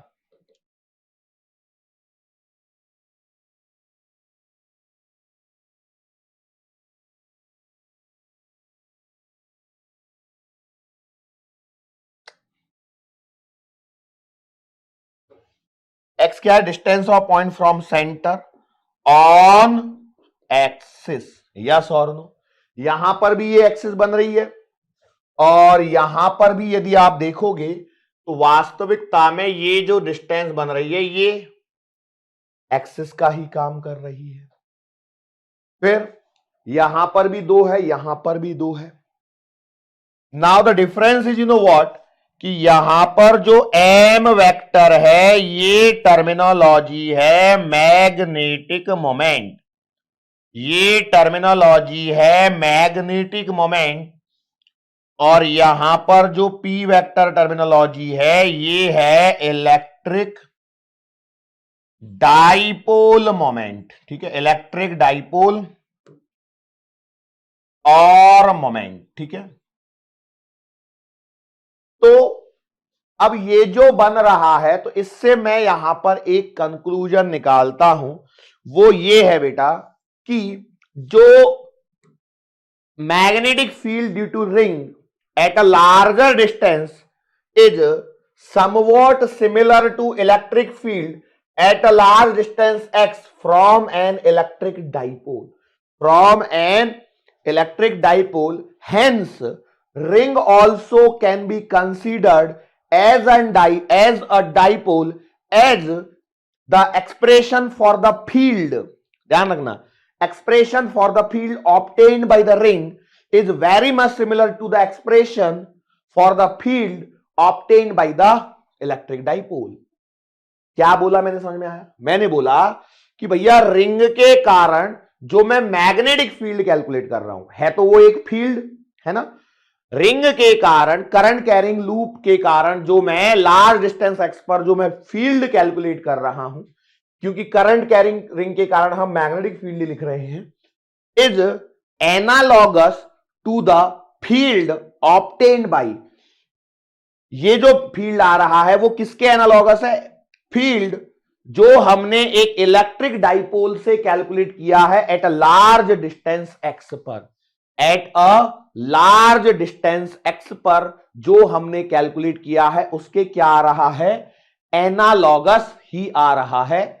so it means we can consider the current carrying ring loop as an dipole, as a dipole. क्या बना मान सकते हैं उसे? हम एक डाइपोल मान सकते हैं. डिफरेंस क्या है कि ये भैया इलेक्ट्रिक डाइपोल है क्योंकि यहां पे चार्जेस हैं, लेकिन यहां पर ये करंट सोर्स है, तो इससे हमें एक मैग्नेटिक डाइपोल यहां पर बन रहा है.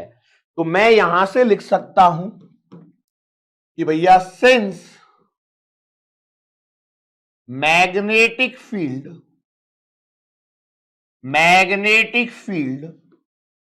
obtained at a large distance x,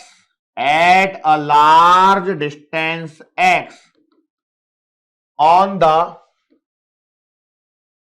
axis of current carrying loop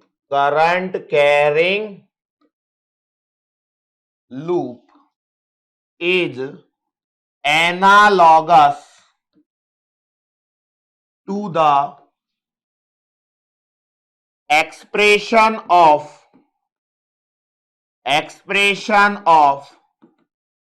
field obtained for an electric dipole,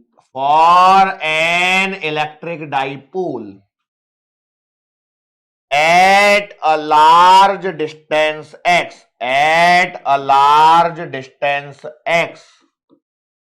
from dipole. Yes or no? Therefore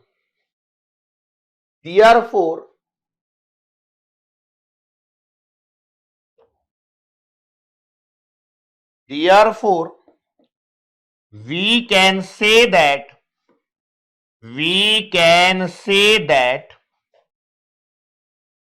current loop behaves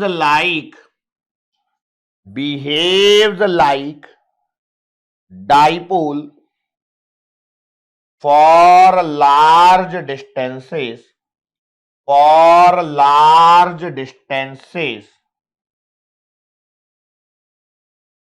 Yes or no? Hence, current loop is equivalent to magnetic dipole. बस ये है कहानी जो हमें याद रखनी है. कुछ पॉइंट्स और दिए होंगे मैंने इसमें, रिमेंबर करके दिया है कि नहीं दिया है? हाँ, पॉइंट्स टू रिमेंबर समझ लीजिए. ये एनसीईआरटी की ही लाइंस हैं. The results obtained for the magnetic field of current loop is equivalent to the results obtained for the electric field of an electric dipole. पहला पॉइंट एनसीईआरटी में भी मिलेंगी. क्या कह रहा है कि करंट लूप के लिए जो हमने मैग्नेटिक फील्ड का एक्सप्रेशन निकाला है वो इलेक्ट्रिक डाइपोल का जो इलेक्ट्रिक फील्ड का एक्सप्रेशन है उसके क्या है, इक्विवेलेंट है, उसके क्या है, इक्विवेलेंट है। दूसरा, यदि मैं from comparing both the formula of magnetic field and electric field we find that planar current loop is equivalent to a magnetic dipole of dipole moment m बराबर IA which is analog of electric dipole moment P। ये कह रहा है कि जो हमने magnetic field का formula निकाला है करंट लूप के लिए और जो हमने इलेक्ट्रिक फील्ड का फॉर्मूला निकाला है किसके लिए, इलेक्ट्रिक डाइपोल के लिए, तो इन दोनों के फॉर्मूले को यदि मैं कंपेयर करता हूं तो मैं पाता हूं कि जो प्लेनर करंट लूप है, मतलब किसी प्लेन में रखा हुआ जो करंट लूप है वो एक मैग्नेटिक डाइपोल के ही इक्वल होता है जिसका डाइपोल मोमेंट m बराबर I इंटू ए होता है, जिसका मैग्नेटिक डाइपोल मोमेंट m बराबर I इंटू ए होता है, जो कि इलेक्ट्रिक डाइपोल मोमेंट P का क्या है, एनालॉगस है। क्या है, एनालॉगस है, इक्वल नहीं है, एनालॉगस है। ठीक है, क्या है, एनालॉगस है। याद रहेगा क्या, ये याद रहेगा।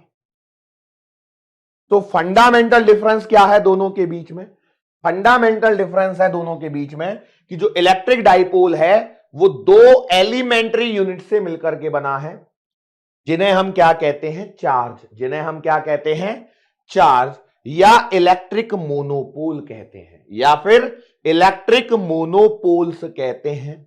जबकि जो मैग्नेटिक डाइपोल, जो कि मैग्नेटिक डाइपोल बना है वही अपने आप में एक एलिमेंट्री यूनिट का काम कर रहा है जो कि करंट लूप है। यह ध्यान रखना, इस स्टेटमेंट पर सवाल फॉर्म किया जा सकता है। अब क्या सवाल बनाएगा ये कोई नहीं जानता है, बट हां किया जा सकता है, मैं ये कह रहा हूं।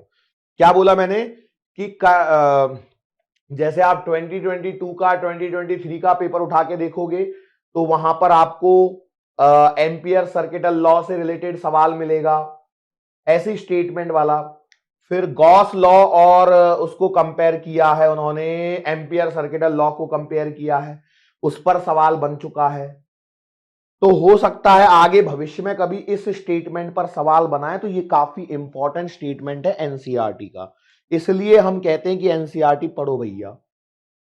तो सर आप क्या करवा रहे हो, करवा रहा हूं भाई, करवा रहा हूं, लेकिन फिर भी कई बार ऐसा होता है ना, जो हमारी नजरों से चूक जाए वो आपकी नजरें पकड़ लेती हैं, है ना।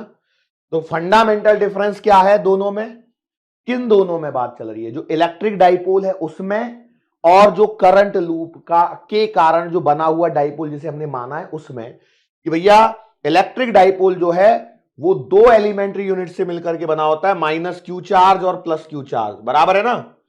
एक इलेक्ट्रिक डाइपोल क्या होता है, जब आप दो इक्वल मैग्नीट्यूड और अपोजिट डायरेक्शन, अपोजिट साइन वाले चार्जेस को पास में रख देते हो तो वो एक डाइपोल बनाते हैं, इलेक्ट्रिक डाइपोल बनाते हैं, दो पोलैरिटीज यहां पर डेवलप होती हैं। जबकि जिसे इन इलेक्ट्रिक चार्जेस, जो चार्ज है उसका दूसरा नाम हम यहां पर क्या यूज कर सकते हैं, इलेक्ट्रिक मोनोपोल। क्या वर्ड यूज कर सकते हैं, इलेक्ट्रिक मोनोपोल। ये शब्द उसकी जगह, किसकी जगह, चार्ज की जगह यूज किया जा सकता है। लेकिन मैग्नेटिक डाइपोल में ऐसा नहीं हो रहा है। मैग्नेटिक डाइपोल में भैया जो करंट लूप बना है वही इसका सबसे एलिमेंट्री यूनिट है। कौन, current loop. Yes, also current loop जो है वो एक मैग्नेटिक फील्ड प्रोड्यूस करता है और मैग्नेटिक डाइपोल की तरह बिहेव करता है, लेकिन कब, एट लार्ज डिस्टेंसेस। इस वर्ड पे फोकस रखना भैया, at large distances. Now current loop is subject to torque like a magnetic needle. इसको समझिए, ये कुछ ऐसे कहने की कोशिश कर रहा है, यदि आपको याद हो तो आपने एक माइनस क्यू और प्लस क्यू को इस प्रकार से आपने एक इलेक्ट्रिक फील्ड में रखा होगा। यदि याद आ रहा है तो बहुत अच्छी बात है, शानदार वाली बात है। ये भी हेडिंग हमें आगे पढ़नी है। तो भैया इस पर फोर्स लग रहा है Fe बराबर QE, और इस पर फोर्स लग रहा है Fe बराबर QE। ये दोनों फोर्स क्या कर रहे हैं, इस डाइपोल को मान लेता हूं इसकी लेंथ है 2L। इलेक्ट्रोस्टैटिक्स का रिवीजन चल रहा है एक तरह से, आप ऐसे मानिए ये है थीटा। तो भैया इस पे एक टॉर्क जनरेट हो जाता है, मैग्नीट्यूड ऑफ फोर्स QE है ना, इनटू डिस्टेंस, तो ये आएगी 2L साइन थीटा। यस और नो?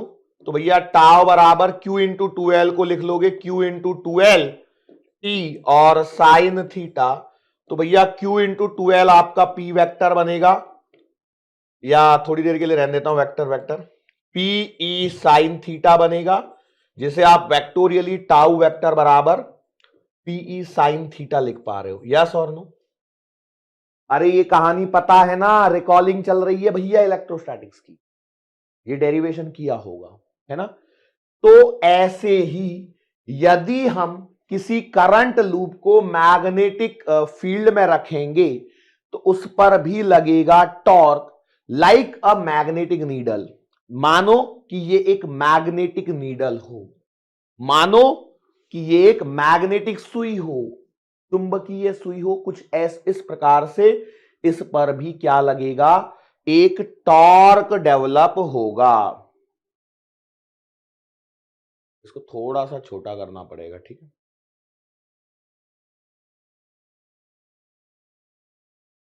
यस और नो? याद रहेगा। यहीं से एम्पियर सर को आइडिया आया, उन्होंने बोला this led Ampere to suggest that all magnetism is due to circulating currents. यहीं से एम्पियर सर ने अपना प्रस्ताव रखा, एम्पियर सर ने अपना नियम दिया कि भैया जो भी मैग्नेटिज्म है, जो भी मैग्नेटिज्म है, चुंबकत्व जो है, उसकी रूट कॉज क्या है, सर्कुलेटिंग करंट्स। ये बहने वाला जो करंट है, जो सर्कुलेट हो रहा है, वो इसका रूट कॉज है। लेकिन अब आगे देखो, this seems to be partly true and no magnetic monopoles have been seen so far. तो ये काफी हद तक, मतलब आधा सच लगता है, क्योंकि अभी तक हमें मैग्नेटिक मोनोपोल्स नहीं मिले हैं। ये अभी तक की बात चल रही है, एनसीईआरटी कह रही है। जब कभी भी एनसीईआरटी में पहली बार इसको छापा गया होगा, कुछ अपडेशन नहीं है, वही चल रहा है, कॉपी पेस्ट एनसीईआरटी में, ठीक है। क्या बोलते हैं ना, कहीं का पत्थर कहीं का रोरा, भानुमति ने कुनबा जोड़ा। आपकी एनसीईआरटी भी ऐसे ही है, कहीं से कुछ उठा उठा के चिपका चिपकू के जोड़ जाड़ के बना दिए बुक। जिसको समझ में आ जाए वो धन्य आत्मा, ठीक है। इसलिए कभी भी देखना, जनरली जो आप फिजिक्स के टीचर्स को देखोगे ना, वो एनसीईआरटी के पीछे नहीं पड़े रहते हैं, वो बस हेडिंग देखते हैं, हाँ भाई ये हेडिंग है और उसके अंदर में ये सारे पॉइंट्स वो हर टीचर कवर कराता होता है। हम चूंकि आपके साथ में जुड़े हुए हैं, नीट का एग्जाम है और जो एग्जाम कंडक्टिंग बॉडी है वो एनसीईआरटी पर बहुत ज्यादा फोकस करती है, तो हम भी इनको देखते हैं। और साथ में क्या होता है, कुछ अजीब से पॉइंट भी बीच बीच में एनसीईआरटी में लिखे होते हैं, एग्जामिनर का पता नहीं कब मूड कर जा रहा हो उस पर सवाल डाल दे, इसलिए वो सब चीजें आपको बतलाई जाती है। अदरवाइज मैक्सिमम जो लोग हैं वो मेन कंटेंट पर ही फोकस करते हैं। तो भैया ये लिखा गया है कि एम्पियर, इसी के कारण ये जो सब कुछ उसने देखा, तो एम्पियर ने सजेस्ट किया भैया कि जो मैग्नेटिज्म होता है वो करंट के कारण होता है। हालांकि ये बात जो है आधी सच प्रतीत होती है, आधी सच है ऐसा नहीं बोला है, दिस सीम्स टू बी, आधा सच जैसा लगता है। और अभी तक हम लोगों को कोई मैग्नेटिक मोनोपोल देखने को नहीं मिले हैं। However, elementary particles such as an electron or proton also carry an intrinsic magnetic moment not accounted by circulating current. क्यों ऐसा बोला उसने, आधा सच क्यों है? assertion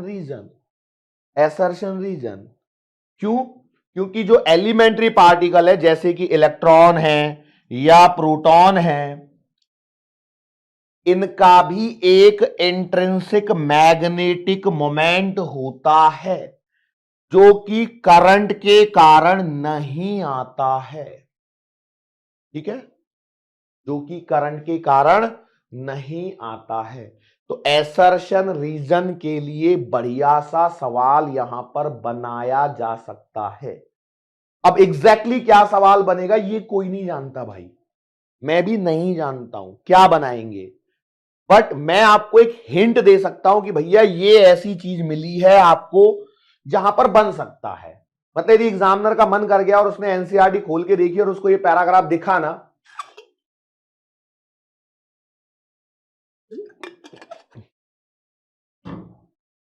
सोचो इस पैराग्राफ को देखने के बाद में, अब जिसने एनसीईआरटी कभी पढ़ी नहीं है उसके दिमाग में ये पॉइंट नहीं आएगा अनलेस एंड अनटिल उसने बहुत बड़ी बड़ी किताबें पढ़ रखी हैं और पूरी घोंट के पी रखी हैं, बिल्कुल याद है, क्योंकि छोटे छोटे पॉइंट ही मिस हो जाते हैं।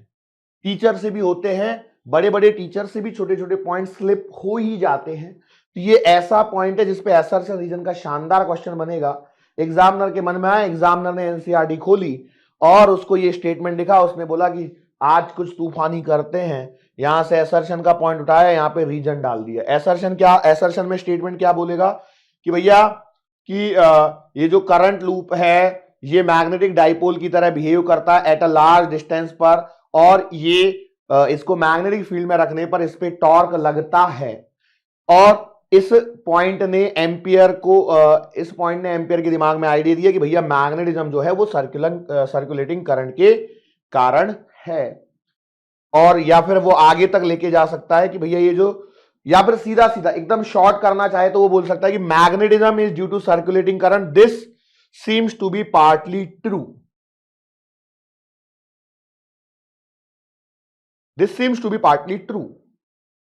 अब पार्टली ट्रू मतलब तो पूरी तरह से स्टेटमेंट सही हो गया, रीजन भाई पॉइंट डाल दिया तो हो गया भैया, एसर्शन करेक्ट है, रीजन करेक्ट है और ये उसका करेक्ट एक्सप्लेनेशन भी है या नहीं है। लेकिन हो सकता है वो इसको यहां से ये डाले कि भैया magnetic monopoles do not exist, तो भैया अभी तक तो एनसीईआरटी तो यही कह रही है कि भैया नहीं है, have been seen so far, no magnetic monopoles have been seen so far. लेकिन जो intrinsic particles like electron proton उनका भी खुद का मैग्नेटिक मोमेंट है जो कि सर्कुलेटिंग करंट के कारण नहीं आ रहा है। मतलब कुछ तो भी चीज है जो अभी और पढ़नी बाकी है। ठीक है, यस और नो, यस और नो। सो ये था आपका आज का ये टॉपिक। मैं फिर से कहना चाहूंगा भैया छोटी छोटी चीजें हैं, कई बार ऐसा होता है कि कोई कोई लेक्चर काफी बड़ा हो जाता है, कोई कोई लेक्चर काफी छोटा हो जाता है। वैसे देखा जाए तो इसके बाद आएगा magnetic moment of revolving electron, फिर वो सारी चीजें यहां पर स्टार्ट होंगी, छोटी छोटी चीजें हैं, फिर उनको भी हम डिटेल में डिस्कस करेंगे, डेफिनेटली करेंगे। लेकिन आज के इस सेशन को हम यहीं पे समाप्त करना चाहते हैं। समाप्ति से पहले मैं एक काम कर सकता हूं, आपको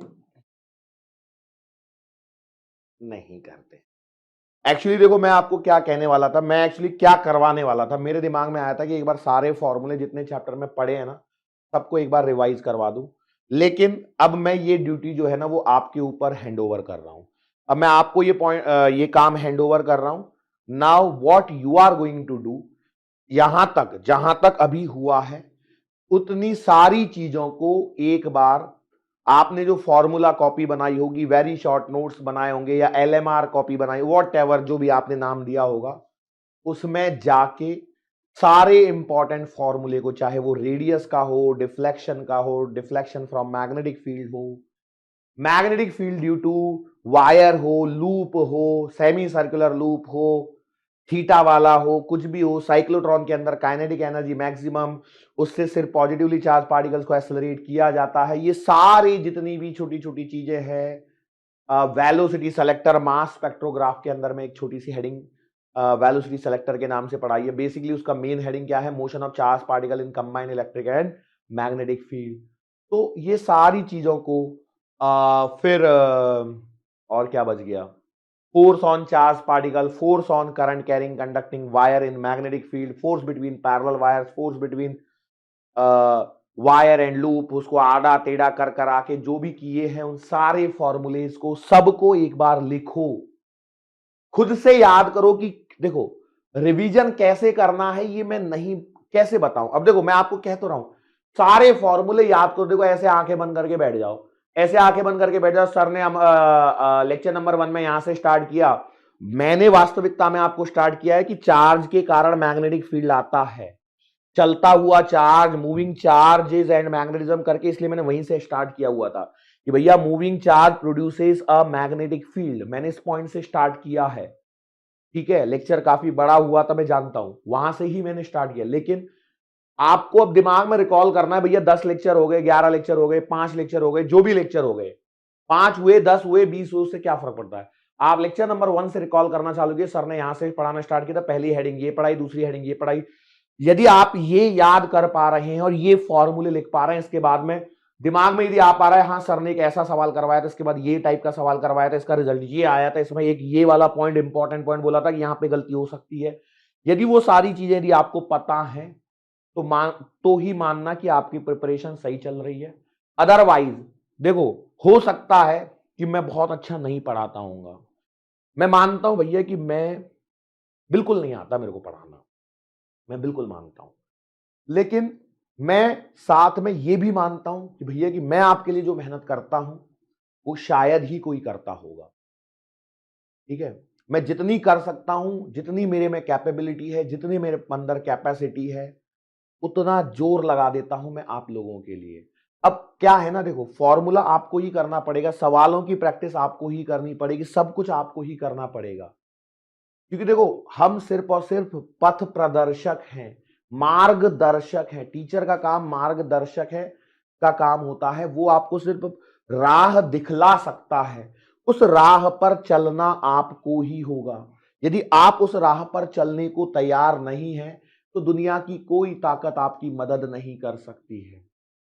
देखो मोटिवेशन तो दिया जा सकता है, लेकिन करने की जो जिद है ना वो तो आपको ही अंदर से लानी पड़ेगी ना। मोटिवेट होने के बाद में हो सकता है आप थोड़ी देर के लिए मोटिवेट हो गए और लग गए करने तैयारी, लेकिन वो कंसिस्टेंसी जो चाहिए वो तो आपको अंदर से लानी होगी, उसके लिए कोई एक्सटर्नल मोटिवेशन कभी काम नहीं करेगा। सेल्फ मोटिवेशन चाहिए, अंदर से मोटिवेशन आना चाहिए कि भैया नहीं मुझे ये चीज करनी है, मुझे नीट की एग्जाम निकालनी है, मुझे नीट क्रैक करना है, ये मोटिवेशन अंदर से ही आना चाहिए। जब तक अंदर से मोटिवेशन नहीं आएगा तब तक आप नीट को क्रैक नहीं कर सकते हैं। देखो टॉपर्स को नॉर्मल स्टूडेंट से अलग क्या चीज बनाती है, उनके अंदर का मोटिवेशन।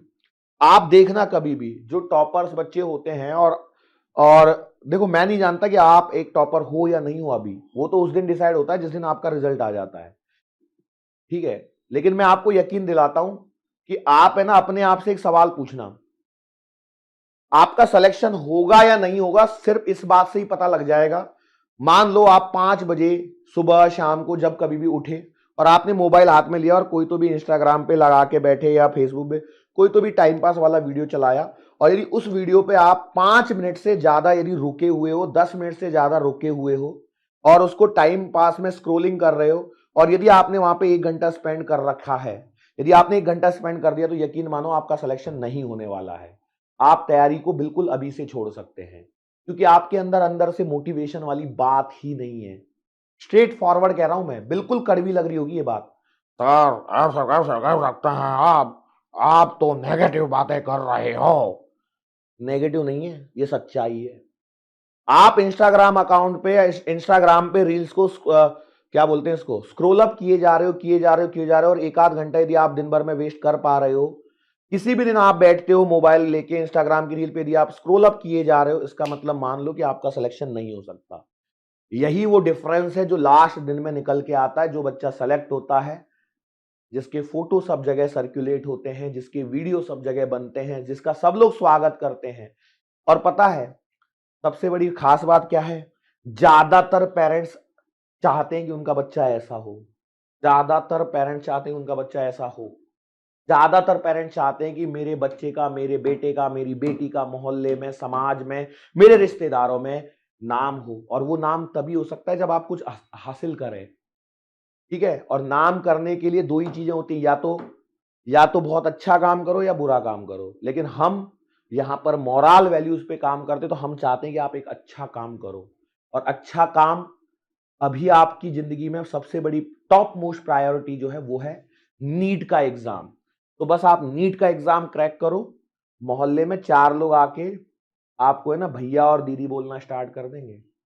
जो आपको जानते तक नहीं थे ना कभी, वो भी आपसे सलाह मांगने आएंगे कि मैं क्या करूं। अरे भैया, उदाहरण के लिए मान लो चिंकी ने नीट की एग्जाम क्रैक कर ली। अब भले ही चिंकी कैसी भी हो, कितनी भी खड़ूस हो, चाहे कितनी भी सबसे मेल व्यवहार रखने वाली हो, खड़ूस भी होगी ना तब भी उसके पास जाएंगे, चिंकी के पास में। और चिंकी का सीना एकदम, चिंकी एकदम घमंड में, कॉलर को थोड़ा सा ऊपर चढ़ा के, बिल्कुल यही होगा। सही कह रहा हूं मैं, यकीन मानिए मेरा। अब ये आप पर निर्भर करता है कि आपको ऐसे चलना है, रिजल्ट वाले दिन आपको ऐसे करना है, एक अहम ब्रह्मास्मि, या इस साल तो मेरा नहीं हुआ, अगले साल फिर से कोशिश करेंगे। ये आप पर निर्भर करता है, आप क्या चाहते हो, ठीक है।